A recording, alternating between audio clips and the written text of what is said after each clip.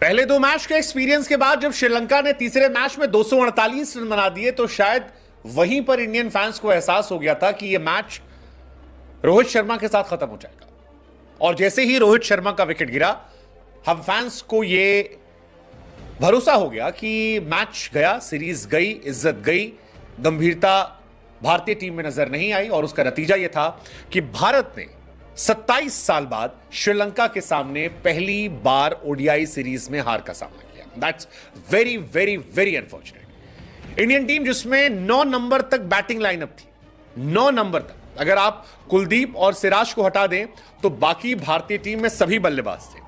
वो बल्लेबाज जो आईपीएल में ताबड़तोड़ रन बना चुके थे, वो बल्लेबाज जिनकी क्षमता पर कोई डाउट नहीं करता था, लेकिन वो सारे बल्लेबाज मिलकर केवल 138 रन बना पाए।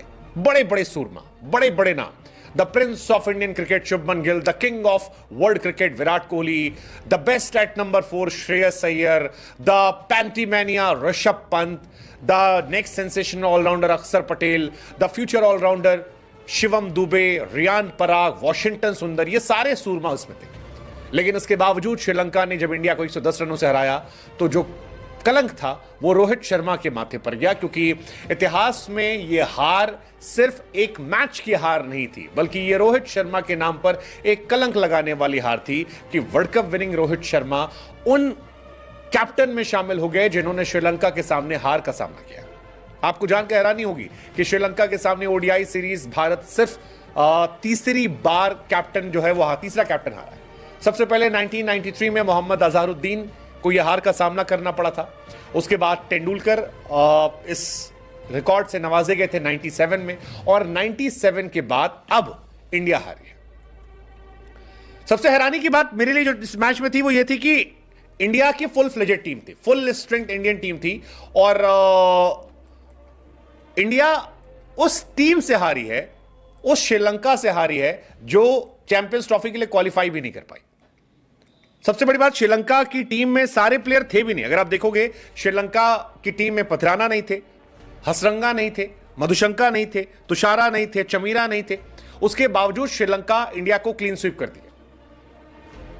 मतलब ये बहुत बहुत हैरानी की बात है कि क्या चल रहा है, क्या चल रहा है। मतलब इंडिया कुछ समझ ही नहीं पा रही। इंडिया ने गंभीर केरा में जब T20 सीरीज में शुरुआत की तो शुरुआत 7वें आसमान से थी, लेकिन वो जितना उम्मीदों का गुब्बारा ऊपर गया था उतना ही नीचे उतर आया जब पहला मैच ओडीआई टाई हुआ, दूसरा मैच 32 रनों से हमारे, और तीसरे मैच में तो बैटिंग बुरी तरह से एक्सपोज हुई। 110 रन से अगर आप हार जाते हैं तो फिर आप कहीं स्टैंड नहीं करते। फिर वही कहानी थी, रोहित शर्मा ने शुरुआत में ताबड़तोड़ शुरुआत दी, रोहित आउट हुए, उसके बाद prince of Indian cricket flop, king of Indian cricket या world cricket Virat flop, Pant clueless, Shreyas Iyer समझ में नहीं आया, अक्षर पटेल ठीक है आप उनसे क्या कहोगे, पराग का डेब्यू बहुत अच्छा नहीं था, दुबे जी एक बार फिर डुबा गए, और बैक टू बैक फेलियर्स नजर आए।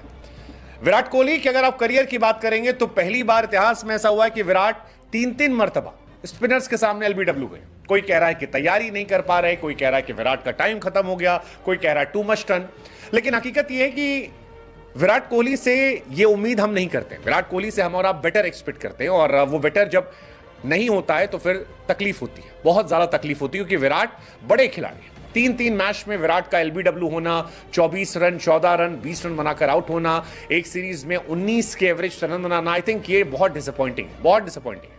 और सबसे ज्यादा डिसअपॉइंटिंग है कि यार हमारी टीम फुल स्ट्रेंथ खेल रही थी, उनकी टीम पूरी नहीं थी।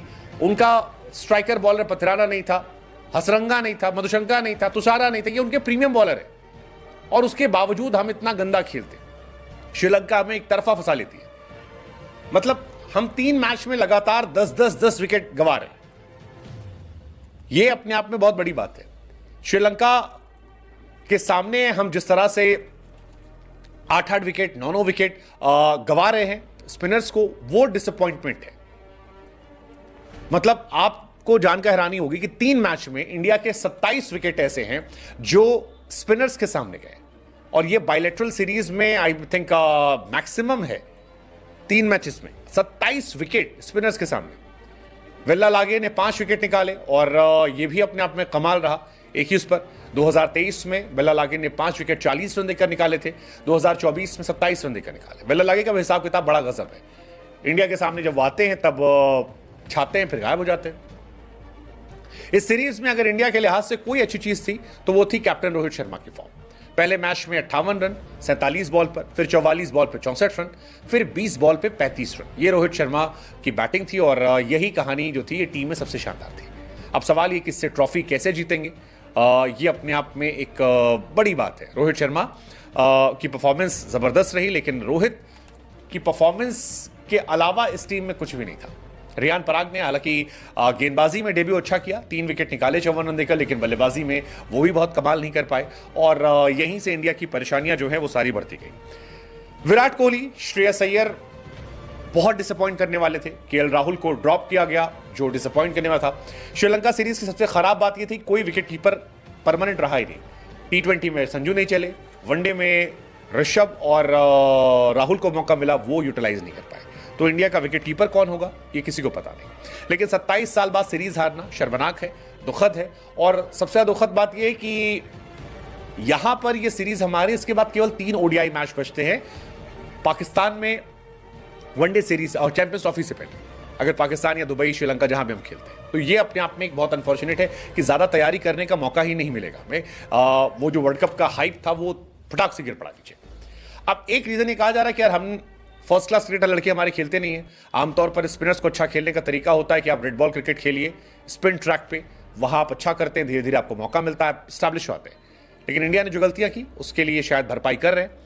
फर्स्ट क्लास क्रिकेट में अब जाना पड़ेगा कई सुरमाओं को अगर उन्हें इंडिया के लंबे समय तक खेलना है। बट नो डाउट डिसअपॉइंटिंग हार, 27 साल बाद श्रीलंका की जीत। पहले उनकी महिलाओं ने हमारी महिलाओं को हराकर एशिया कप जीता और अब पुरुषों ने हमें हराकर ओडीआई सीरीज पर कब्जा किया।